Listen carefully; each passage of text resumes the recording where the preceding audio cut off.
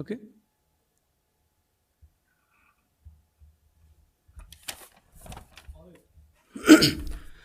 అందరికీ నమస్కారం అండి.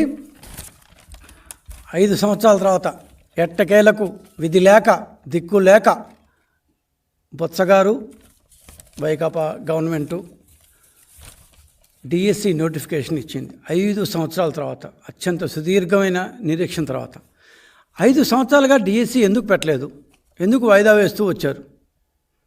పెద్ద బేతాల ప్రశ్న. అంతకంటే ఇంపార్టెంట్ ప్రశ్న, పాఠశాల రేషనలైజేషన్ హేతుబద్ధీకరణ పేరుతో వందల కొద్దీ, ఇంకా చెప్పాలంటే వేల కొద్దీ పాఠశాలలు ఎందుకు మూసేశారు?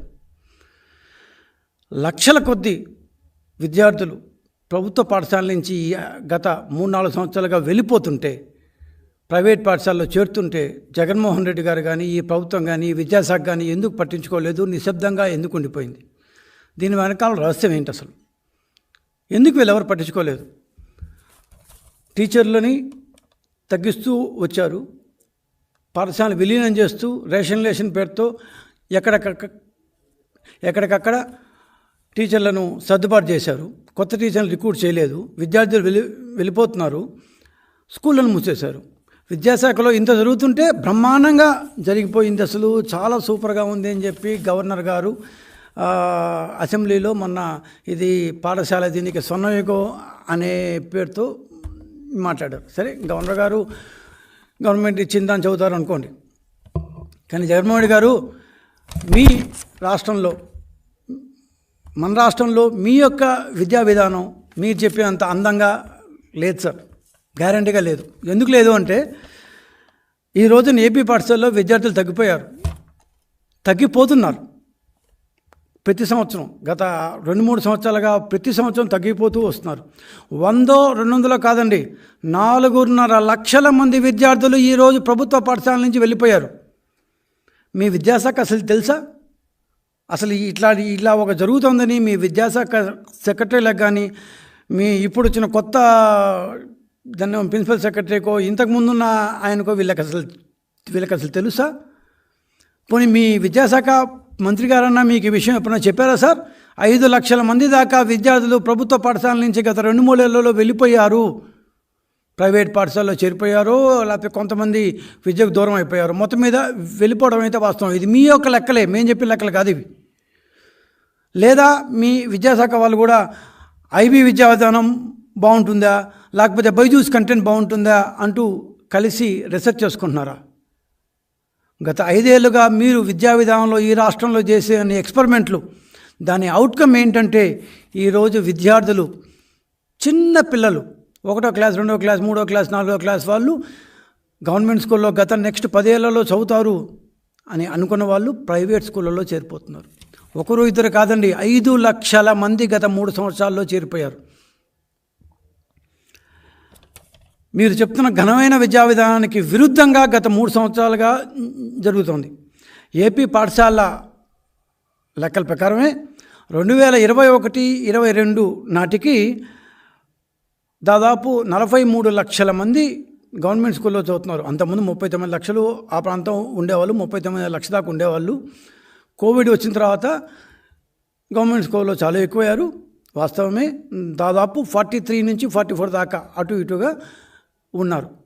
కానీ 2023 జూలై, అంటే ఈ నడుస్తున్న విద్యా సంవత్సరంలో కనీసం 2023 జూలై నాటికి కనీసం 4.5 నుంచి 5 లక్షల మంది వరకు విద్యార్థులు ప్రభుత్వ పాఠశాల నుంచి వెళ్ళిపోయారు.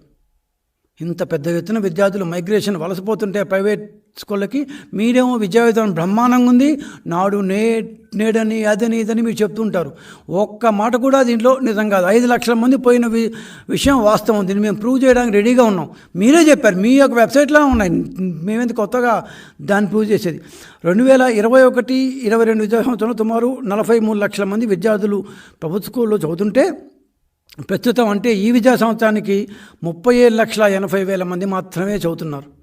అంటే గత 2 ఏళ్లలో ఇంత పెద్ద ఎత్తున డ్రాప్అవుట్స్, ప్రభుత్వ స్కూల్లో నుంచి డ్రాప్అవుట్ అయిపోయి ప్రైవేట్ స్కూళ్ళకి వెళ్తున్నారు. ఆశ్చర్యపడకండి సార్, ఇంకా మిమ్మల్ని నివ్వెరపడితే నిజాలు చాలా ఉన్నాయి.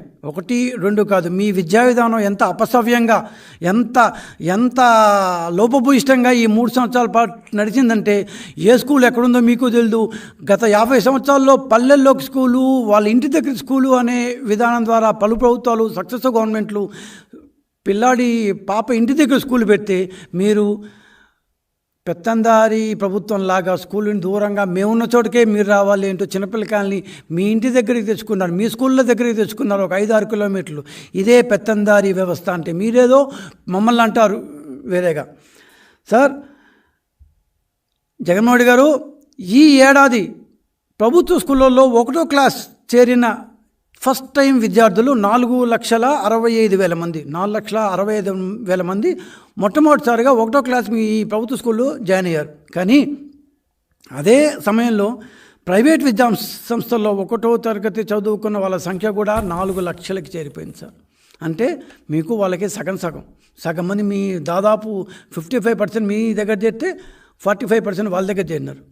అంటే ప్రభుత్వ స్కూల్ వద్దనుకొని ప్రైవేట్ స్కూల్లో 1వ క్లాస్ స్టార్టింగ్ క్లాస్ 1వ క్లాస్లో 4 లక్షల మంది అక్కడ చేరినారు. 4,65,000 మంది మీ దగ్గర చేరినారు.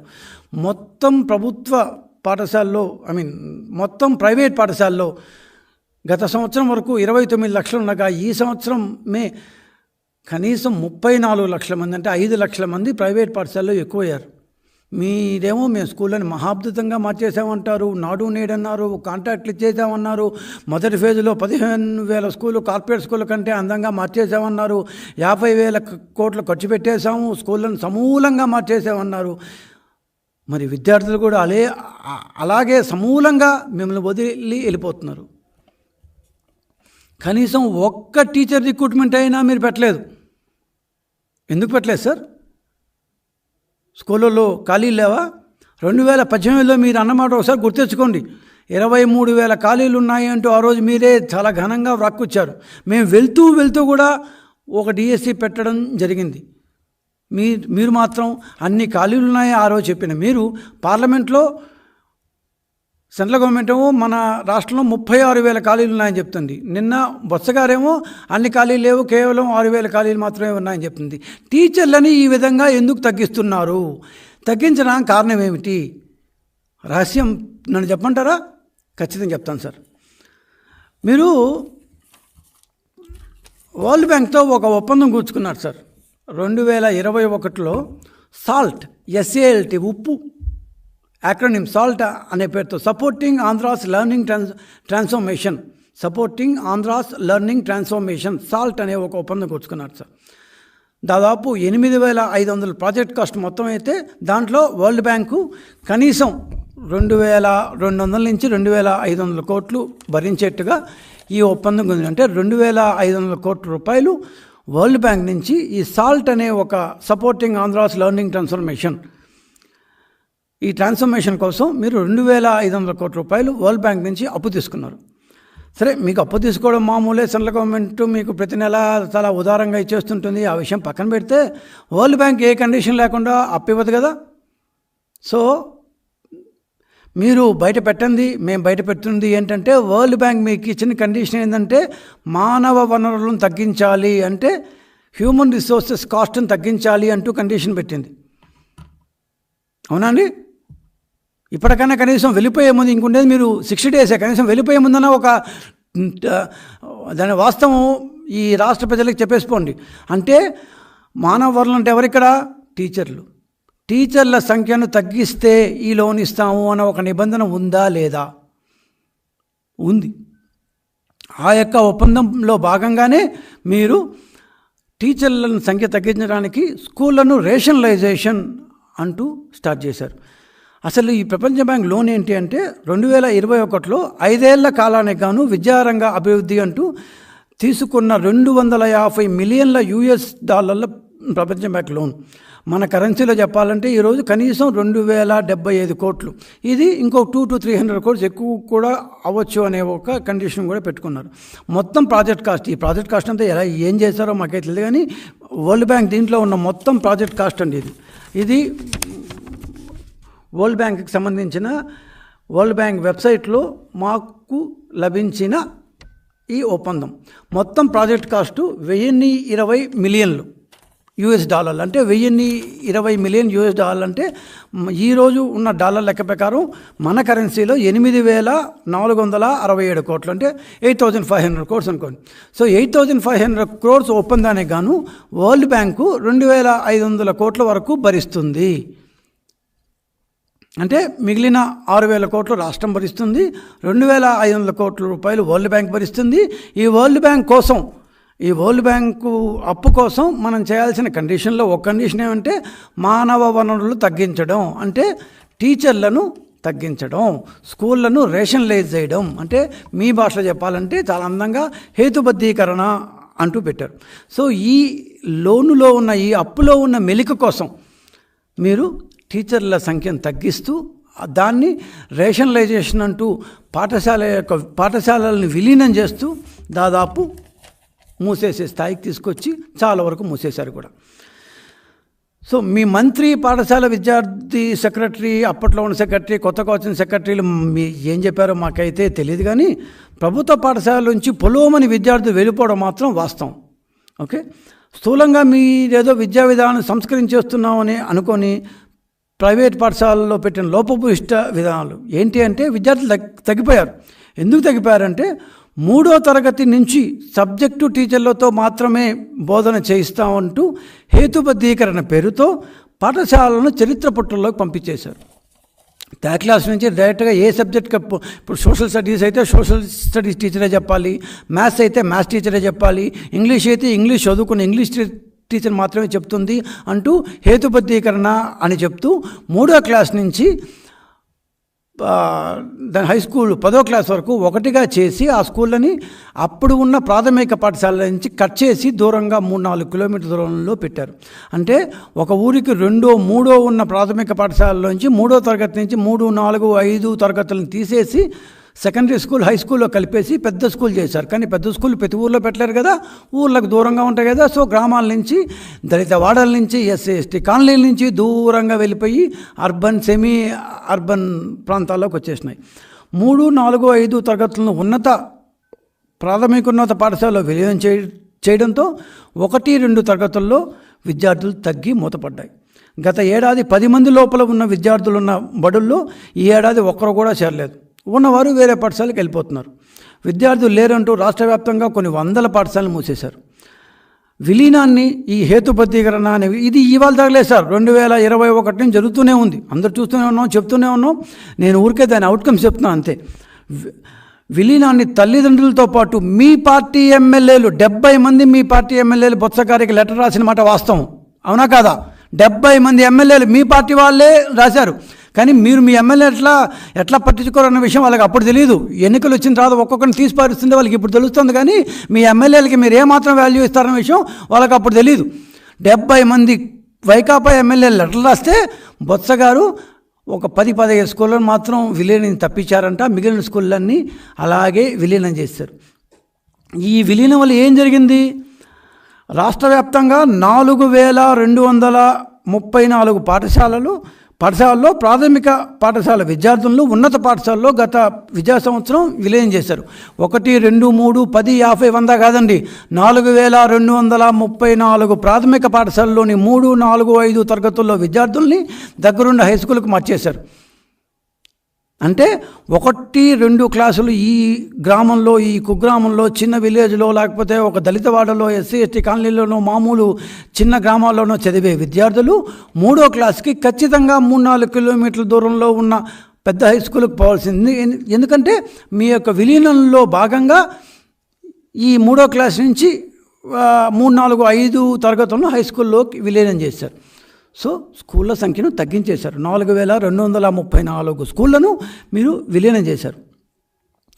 ఆటోమేటిక్గా 1, 2 తరగతుల్లో చేరే వాళ్ళు కేవలం 2 తరగతులే అక్కడ ఉండడంతో, పిల్లల సంఖ్య తక్కువగా ఉండడంతో ఒకడే ఉపాధ్యాయుడు 9,000 మంది స్కూళ్ళకి ఈరోజు ఒక్క ఉపాధ్యాయుడే ఉన్నాడు. సింగిల్ టీచర్ స్కూల్, ఏకోపాధ్యాయ పాఠశాలలు అంటూ స్వతంత్రం వచ్చిన కొత్తల్లో ఉండేవి. మేము చిన్నపిల్లకాయలప్పుడు మా అమ్మ వాళ్ళు చెప్పేవాళ్ళు, దాన్ని అది ఏకోపాధ్యాయ స్కూళ్ళు, ఆ స్కూల్ టీచర్ రాకపోతే ఆ రోజు స్కూల్కి సెలవే అని. అక్కడి నుంచి దాన్ని అన్నింటినీ 2-3 ఉపాధ్యాయులకు పెంచుతూ వచ్చారు సక్సెస్ గవర్నమెంట్స్. మీరు మళ్ళీ విద్యా విధానాన్ని ఏమో చేసేస్తామని వెనక్కి తీసుకెళ్ళిపోయి దాన్ని మళ్ళీ ఏకోపాధ్యాయ స్కూల్ అంటే సింగిల్ టీచర్ స్కూల్ చేశారు. 9,000 స్కూళ్ళు ఉన్నాయి ఇవాళ. సో ఎట్లా 3వ తరగతి మళ్ళీ 3-4 కిలోమీటర్ల తర్వాత చేస్తారు కదా. అందుకని ఇప్పటి నుంచే 1వ తరగతిలోనే దగ్గరుండే ప్రైవేట్ పాఠశాలలు చేస్తే వాడు హ్యాపీగా 5-6 తరగతుల దాకా అక్కడే చదువుతాడు అనే దీంతో ప్రైవేటు పాఠశాలలకి పొలోమంటూ మైగ్రేషన్ వలస పోవడం స్టార్ట్ అయింది. మీకు తెలుసు, మీకు తెలియకుండా ఏం కాదు. ఎందుకంటే మీ దగ్గరికి ఎంతమంది స్కూళ్ళు, ఎంతమంది స్కూళ్ళు ఉన్నాయి, ఎంతమంది విద్యార్థులు పోతున్నారు, ఎంతమంది విద్యార్థులు ఇప్పుడు వస్తున్నారు, ఎంతమంది విద్యార్థులు ఏ క్లాస్ నుంచి పోతున్నారు, ప్రతి ఒక్కటి ఎంఈ వాళ్ళ దగ్గర నుంచి డిఓ వాళ్ళ దగ్గర నుంచి మీ దగ్గరికి ఫుల్ డీటెయిల్స్ వస్తూనే ఉన్నాయి. కానీ మీరు పట్టించుకోలేదు. ఎందుకు పట్టించుకోలేదంటే మనకు అప్పు కావాలి, వరల్డ్ బ్యాంక్ ఒప్పందం ఉంది. ఒప్పందం ప్రకారం టీచర్లను తగ్గించాలంటే స్కూళ్ళను తగ్గించాలి, స్కూళ్ళను రేషనలైజ్ చేయాలి. హేతుబద్ధీకరణ అనే పేరుతో స్కూళ్ళను తగ్గించాలి, టీచర్లను తగ్గించాలి. కొత్తగా డిఎస్సీలు పెట్టకూడదు. 5 సంవత్సరాలుగా ఒక్కసారి కూడా డిఎస్సీ పెట్టి మీరు ఇవాళ ఎన్నికల ముందు ఏప్రిల్ 16వ తేదీ లోపల ఎన్నికలు జరగాలంటే ఏప్రిల్ 12, 13 ఆ ప్రాంతంలో ఎన్నికలు జరగబోతుంటే ఏప్రిల్ 7వ తేదీన ఫైనల్ రిజల్ట్స్ రిలీజ్ చేస్తారంట. చెప్పడానికి మీకన్నా ఉండాలి కనీసం. అప్పుడు ఆ సెంట్రల్ ఎలక్షన్ కమిషన్ ఏం చేస్తుందో మాకే తెలియదు. కానీ ఏప్రిల్ 16 లోపల ఎన్నికలు జరగాలి. ఏప్రిల్ 7వ తేదీన డిఎస్సి యొక్క రిజల్ట్స్ ఇస్తారంట. అంటే ఏమంటారు, నోటిఫికేషను, కోడు ఏం అవసరం లేదన్నమాట. మీ ఇష్టం. 5 సంవత్సరాల పాటు గమ్ము ఉండిపోయి 5 సంవత్సరాల తర్వాత ఇప్పుడు స్కూల్ ఇస్తారా?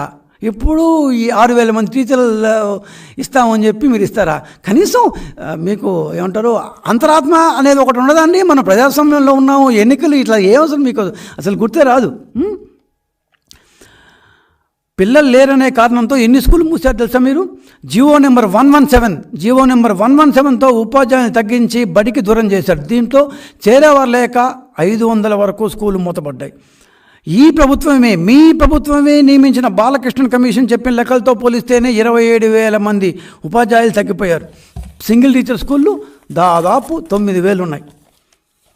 ఇవంతా ఇందాక నేను చెప్పినట్టు వరల్డ్ బ్యాంక్ దీంతో ఈ అప్పు కోసం ఈ సాల్ట్ అనే ఒప్పందం అమలు కోసము మీదేదో విద్యా వ్యవస్థలో భారీ సంస్కరణలు తీసుకొస్తాను బ్యాంకుకి ఏం చెప్పారు వరల్డ్ బ్యాంకుకి, దాని ప్రభావమే ఈ పాఠశాల మూతకు కారణం అని అందరూ అనుకుంటున్నారు. అందరికీ తెలిసిన సత్యమే ఇది. తెలుగుదేశం ప్రభుత్వంలో ఉన్నప్పుడే 23,000 టీచర్ ఖాళీలు అని మీరు మాట్లాడేవాళ్ళు. మరి 5 సంవత్సరాల తర్వాత కూడా 6,000 మందే ఉంటారా? అంతకంటే ఖాళీలు లేవా? అంటే 5 ఏళ్లలో మేము మా యొక్క ప్రభుత్వంలో 18,000 టీచర్లను రిక్రూట్ చేశాం. టీడీపీ గవర్నమెంట్ 5 సంవత్సరాల్లో 2014-19లో. మీరు ఇప్పటిదాకా ఈ రోజు దాకా 98లో వచ్చిన కొన్ని అప్పటి డిఎస్సికి చెందిన కొన్ని 100,000 లోపల ఉన్న టీచర్లను తప్పిస్తే ఈ రోజు దాకా మేము టీచర్ రిక్రూట్మెంటే లేదు. టీచర్ రిక్రూట్మెంట్ ఉండదు. కానీ రిటైర్ అయ్యే వాళ్ళు అవుతూనే ఉంటారు కదా. 62కి చేసినా కూడా ఆ టైం 2 సంవత్సరాల తర్వాతనే కావాల్సిందే కదా. మరి రిటైర్ అయ్యే టీచర్ల స్థానంలో కొత్త టీచర్లు నియమించకపోతే స్కూల్ ఎలా జరుగుతాయి? స్కూళ్ళు ఎలా జరుగుతాయి కాబట్టి విలీనం పేరుతో స్కూళ్ళను మూసారు. As simple. ఇంకా మీకు స్పష్టంగా చెప్పమంటారా? 2019-20 విద్యా సంవత్సరంలో రాష్ట్రంలో మొత్తం 63,463 పాఠశాలలు ఉన్నాయి. 63,463 స్కూళ్ళు ఉన్నాయి 2019-20లో. దాంట్లో కేంద్ర ప్రభుత్వ పాఠశాలలు 61, రాష్ట్ర ప్రభుత్వ పాఠశాలలు 4,287, స్థానిక సంస్థలు జడ్పీలు, మండల పరిషత్లు, మున్సిపల్ ఆధ్వర్యంలో నడిచేవి దాపుగా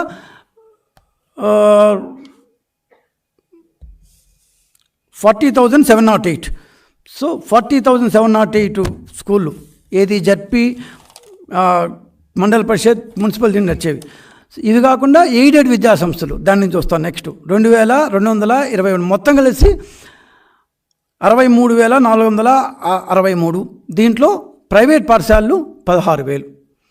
సో అంటే గవర్నమెంట్ పాఠశాలలు దాదాపు 48,000 ఉన్నాయి. ఇది 2019-20 నాటికి. 2023-24 వచ్చేటప్పటికి కేవలం 58,754 పాఠశాలలు మాత్రమే ఉన్నాయి. స్థానిక సంస్థలు 500 స్కూల్ తగ్గిపోయినాయి. రాష్ట్ర ప్రభుత్వ పాఠశాలలు 3900కి వచ్చాయి. ఎయిడెడ్ పాఠశాలలు 2234 నుంచి 787, దాదాపు 4 వంతు పాఠశాలలు తగ్గిపోయినాయి. మొత్తం 4 ఏళ్లలో 4700 పాఠశాలలు మీరు తగ్గించేస్తారు బాస్.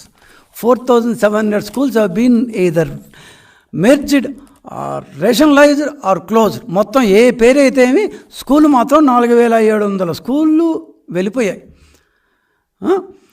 2019-20లో 2234 ఎయిడెడ్ పాఠశాలలు. ఎప్పుడో పాపం స్వతంత్రం వచ్చినప్పటి నుంచి ఎంతమంది పుణ్యాత్ములు దానికి స్థలాలు ఇచ్చి రకరకాల దీంట్లో దాదాపు 2234 స్కూళ్ళల్లో 196,000 మంది చదువుకునేవాళ్ళు. 196,000 మంది. మీరు ఇస్తావా సస్తావా అని చెప్పి వాళ్ళ మెడ మీద కత్తి పెట్టుంటే సగం దాదాపు 4వ వంతు వెళ్ళిపోయి 2023 నాటికి 95,000 మంది, 196,000 నుంచి ఎయిడెడ్ స్కూల్లో 95,000 మందికి వచ్చేసారు. వీళ్ళందరూ ఎక్కడికి వెళ్ళారు? మీ గవర్నమెంట్ స్కూల్లో లేరు, ఎయిడెడ్ స్కూల్ నుంచి బయటకు వచ్చేసారు, స్కూళ్ళను మూసేశారు. పోనీ మీకు మిగతా గవర్నమెంట్ స్కూల్లో విద్యార్థులు ఉన్నారంటే 43 lakhs నుంచి 38 lakhs చేంజ్కి వచ్చేసారు. ఎక్కడికి వెళ్ళారు వీళ్ళందరూ? ప్రభుత్వ పాఠశాలలో మీరు నాడు నేడు అన్నారు, అదన్నారు, ఇదన్నారు, కాంట్రాక్ట్ ఇచ్చామన్నారు, కార్పొరేట్ స్కూళ్ళ కంటే ఎక్కువగా మేము పాఠశాల చేసామన్నారు, దాన్ని ఏమంటారు బైజూస్ అన్నారు, కంటెంట్ అన్నారు, ఫ్రీ అన్నారు, ఏందేందో ఇంగ్లీష్ మీడియం అన్నారు, రకరకాలుగా చెప్పారు. మేము ఇంతకుముందు 34% స్కూళ్ళలో ఇంగ్లీష్ మీడియం పెడితే మేమేమీ చేయలేదని మమ్మల్ని తిట్టిపోశారు, అబద్ధాలు అలవోకగా చెప్పేశారు. కానీ 5 లక్షల మంది విద్యార్థులు ప్రభుత్వ పాఠశాలను వదిలి వెళ్ళిపోయారు. దీనికి మీ దగ్గర జవాబు ఉందా? 5 లక్షల మంది ఎందుకు వెళ్ళిపోయారు? What was the reason? మీరు అంత బ్రహ్మాండంగా పొడి చేసుంటే, చింపేసుంటే, ఈ పదాల నాకు చాలా బాధగా ఉంది. అంత పీకుంటే మీరు ఎందుకు వెళ్ళిపోయారు? 5 ఒకరు ఇద్దరు అయితే మేము పడుచుకోం. 100-200 ఏమంటారు వేలల్లో దాదాపు 4.5 లక్షల నుంచి 5 లక్షల మంది విద్యార్థులు ప్రభుత్వ స్కూల్లో నుంచి ప్రైవేట్ స్కూల్కి వెళ్ళిపోయారంటే is it not the fault of you mister Jaganmohan Reddy గారు అండ్ యువర్ గవర్నమెంట్? డెఫినెట్లీ మీ విద్యాశాఖ ఏం చేస్తుంది? రోజుకు ఒక ఎక్స్పెరిమెంట్ పెట్టి రోజుకొక ఏమంటారు వరల్డ్లో ఉన్న కొత్త విద్యా విధానాలు ఉంటూ దాన్ని తీసుకొచ్చి ఏమేమో చేసేస్తున్నాం అంటూ చెప్పే మీరు ఇంతమంది విద్యార్థులు వెళ్ళిపోతుంటే ఏం మొహం పెట్టుకొని మళ్ళీ మీరు గవర్నర్ చేత ఆ టైప్లో ఇది స్వర్ణయుగం అంటూ మాట్లాడిస్తారు? మీ పాఠశాల విలీనంతో ఎయిడెడ్ కాకుండా 1,600 స్కూళ్ళు మూతపడ్డాయి. ప్రైమరీ పేరుతో 4,200 స్కూల్లో కేవలం 2 క్లాసులు మాత్రమే, 1-2 మాత్రమే జరుగుతున్నాయి. 2 ఏళ్ళ తర్వాత బడి ఎట్లా మారాలి కాబట్టి 3వ తరగతి నుంచి వేరే చోటుకి వెళ్ళాలి కాబట్టి 3 కిలోమీటర్ దూరంలో ఉన్న స్కూల్కి వెళ్ళాలి కాబట్టి దాంతో దగ్గరలో ఉండే ప్రైవేట్ బడికి పంపించడానికే తల్లిదండ్రులు మొగ్గు చూపిస్తున్నారు. ఫలితంగా 1వ తరగతిలో చేరుతున్న వాళ్ళ సంఖ్య ఇందాక నేను చెప్పినట్టు 4,65,000 మంది ఈ సంవత్సరంలో జరుగుతున్న విద్యా సంవత్సరంలో గవర్నమెంట్ స్కూల్లో చేరితే దాదాపు 4 లక్షల మంది ప్రైవేట్ స్కూల్లో చేరుతున్నారు. అంటే సగానికి సగం. 1-2 తరగతుల తర్వాత వాళ్ళు ప్రభుత్వ బడుల్లో కొనసాగడం కూడా కష్టమవుతుంది. దీంతో ప్రభుత్వ బడుల్లో ఒక్కసారిగా సంఖ్య తగ్గిపోతుంది. రాష్ట్ర ప్రభుత్వం విద్యా వ్యవస్థలో తీసుకొచ్చిన అంశం వల్ల ప్రభుత్వ ఎయిడెడ్ స్కూల్ ఇంకా దానికి అసలు మాటే లేదు. దాదాపు 2,400 స్కూల్ దగ్గర నుంచి 790 స్కూళ్ళు ఎయిడెడ్ తగ్గిపోయినాయి. పెత్తందారులకు పేదలకు మధ్య మీరు యుద్ధం అంటారు, మీరు పేదల పక్షం ఉంటారు. కానీ రాష్ట్ర ప్రభుత్వం విద్యార్థులకు తమ ఇంటి పక్కన ఉండే స్కూళ్ళను దూరం చేసేశారు. దానికోసం స్కూల్ ఎడ్యుకేషన్ దీంట్లో సవరణలు కూడా చేశారు. కిలోమీటర్ల దూరంలో ఉండాల్సిన 3, 4, 5 తరగతుల్లో 3 కిలోమీటర్ల దూరం ఉండేలా సవరణ చేశారు, చట్టం చేశారు. మీ స్కూళ్ళను దూరంగా తీసుకెళ్ళిపోతున్నాం, మీ ఇంట్లోనో మీ ఇంటి పక్కనో మీ గ్రామంలోనో స్కూల్ ఉండడానికి లేదు, దూరంగా వెళ్ళిపోతున్నాం అంటూ చట్ట సవరణ చేసి చట్టబద్ధం చేశారు. మీరు మళ్ళా వేరే వాళ్ళని పెత్తందారులు అంటారు. అంగన్వాడీ కేంద్రం కూడా కిలోమీటర్ల దూరంలో ఉండొచ్చని ఇంకొక సవరణ కూడా పెట్టారు. చాలా స్కూళ్ళల్లో నేనే చూశాను, నేను స్వయంగా చూసాము. అంగన్వాడీలను కూడా ఈ హై స్కూల్లో జరిపేశారు. అంగన్వాడీ అంటే 1st, 2nd, 3rd, 4th, 5th అందరూ ఇరుక్కొని ఎవరెవరి దీంట్లో వాళ్ళ భోజనం వీళ్ళ భోజనాలు, అక్కడ భోజనం వేరే ఇక్కడ భోజనం వేరే, గందరగోళంగా ఉంది. దానివల్ల మీరు ఏం సాధించారంటే కేవలం ఒకటే, టీచర్ల సంఖ్యను తగ్గించారు, ఖర్చు తగ్గించుకున్నారు, అప్పు తెచ్చారు, స్కూళ్ళకు రంగులు కొట్టారు, 8,500 crores మీరు ఈ ప్రాజెక్ట్ కాస్ట్ అంట. దాంట్లో వరల్డ్ బ్యాంకు మీకు 2,500 కోట్లు ఇచ్చింది విద్యా విధానాన్ని ఇంప్రూవ్ చేయడానికి. దీంట్లో మీరు ఇన్ఫ్రాస్ట్రక్చర్ వైజ్ అంటే ఈ నాడు నేడు అనేది పక్కన పెడితే మిగతా ఏం చేశారు అంటే కేవలం నాడు నేడు కోసమైనా మీరు ఈ 8,500 crores ప్లస్ ఈ కోట్లు కాకుండా ప్లస్ మీరు వరల్డ్ బ్యాంక్ దగ్గర నుంచి అప్పు తెచ్చింది. ఎప్పుడన్నా కనీసం ఇంత మేము వరల్డ్ బ్యాంక్ దగ్గర నుంచి అప్పు తెచ్చామని కనీసం మీరు చెప్పారా బయటికి? ఆ మాత్రం ట్రాన్స్పరెన్సీ ఉందా? లేదు.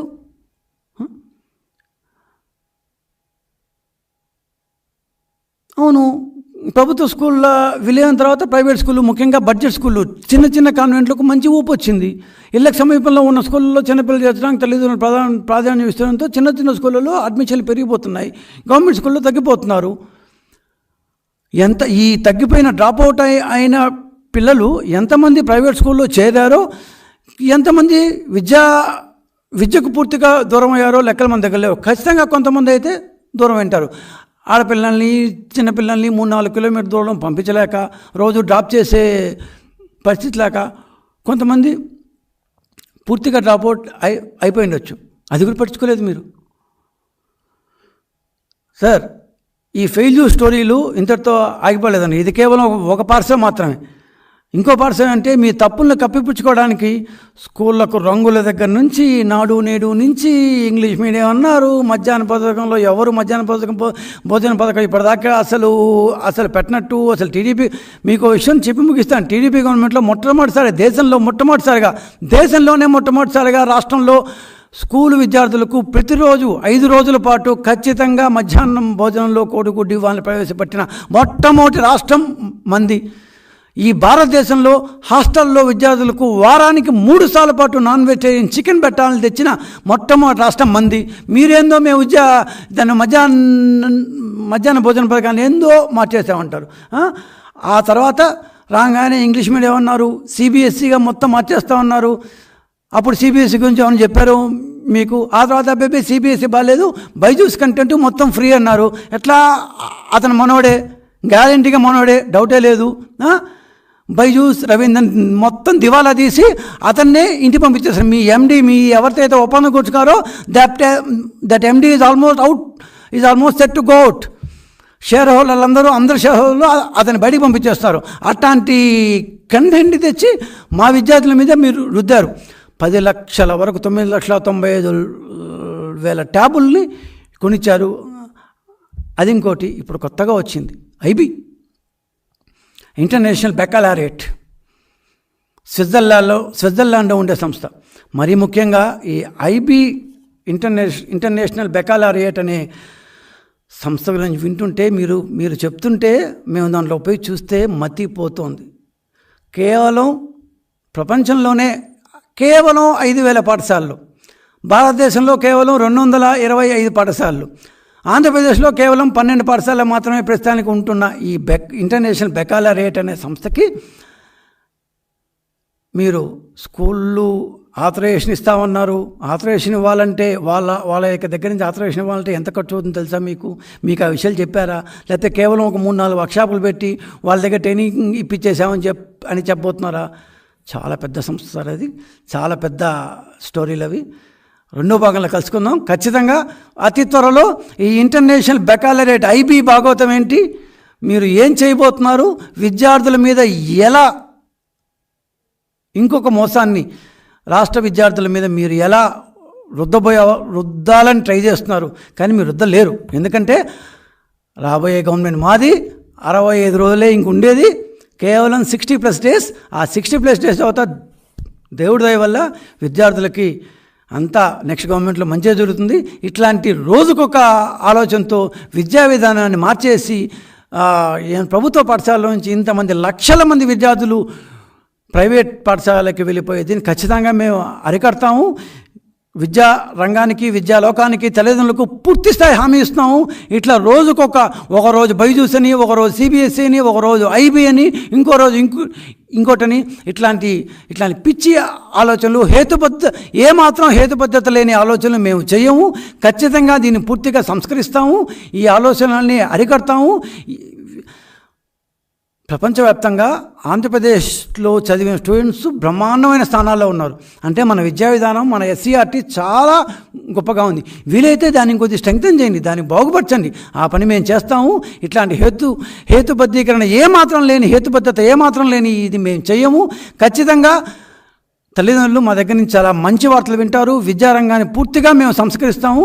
ఇవన్నీ రూపమాప్తాం. కానీ ఈ ప్రభుత్వం చేసిన పనులు మేము చెప్పకపోతే మేము కూడా తప్పు చేసిన వాళ్ళు అవుతాం. ఇప్పటిదాకా కేవలం డ్రాపౌట్ల గురించి, వరల్డ్ బ్యాంక్ ఒప్పందం వల్ల టీచర్లను తగ్గించడం గురించి, డిఎస్సీలు ఎందుకు వాయిదా వేశారు, వరల్డ్ బ్యాంక్ ఒప్పందంతో వరల్డ్ బ్యాంక్ వద్దంది కాబట్టి టీచర్ల యొక్క రిక్రూట్మెంట్ వాయిదా వేసినవి, ఇవంతా చెప్పుకున్నాం. పార్ట్ 2లో will talk about IB versus CBSE versus Byju's versus their content. ఈ ఐబీ అంటే అసలు ఏంది, ఏం చేయదలుచుకున్నారు, ఇవంతా పార్ట్ 2లో మాట్లాడుకుందాం సార్, త్వరలో, అతి త్వరలో. థ్యాంక్ యూ, ధన్యవాదాలు.